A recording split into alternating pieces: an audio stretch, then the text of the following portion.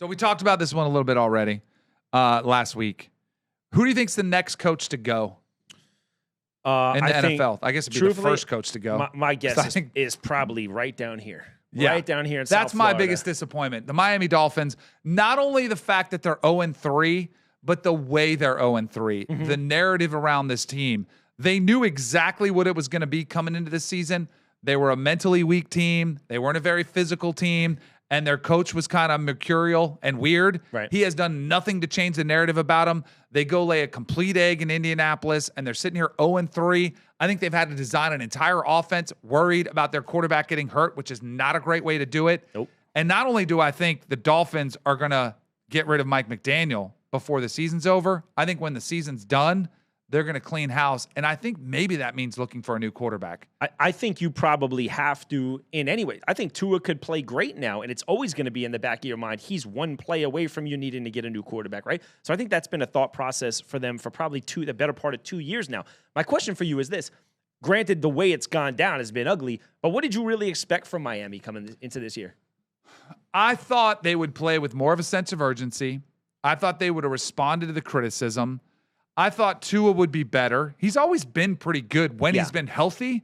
His game against Indy might have been his worst game I've seen him in his career, and it's kind of gone down from there. This is a very mentally fragile quarterback. Totally. When he was there with Brian Flores, that was the big conversation, was Flores hurt his confidence because he ripped him in front of the team.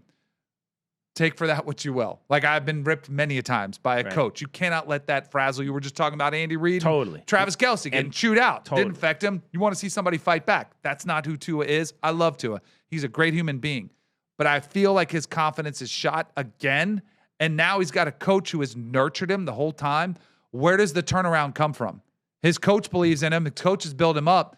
I think Tua is struggling right now with his own confidence. And here's the question I have for you. What coach is going to want to take over where you're given a quarterback where you have to design an offense so he doesn't get hurt?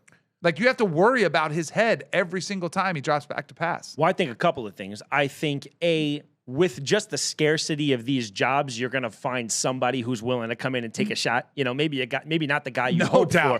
There'll be somebody. But I think that person comes in and probably contingent on, more people are going to come in if you say, like, we're going to let you go your own way with a QB. Right. We're not going to saddle you with Tua.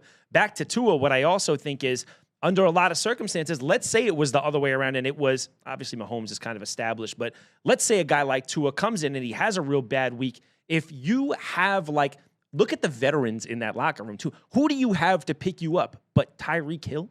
That's the guy, if I'm Tua, that I'm counting on to help me get through this. Who's the offensive lineman that's their stalwart? Who's their defensive stopper that I can say, Ray Lewis can get the room together and get everybody pulling in the right direction, Who's the guy in there? So I think from top to bottom, man, it's a messed up operation, and I think you're 100% right, man. I wouldn't be shocked at all if in the next 6 or 8 months that looks completely different. Maybe you said it's not. Is it that surprising? Maybe it's just disappointing for me as a Miami Dolphin fan growing up. This organization has really struggled. They haven't had any playoff success. They got there, and then in the cold weather game against Kansas City, that's been the last good thing that's happened to this team.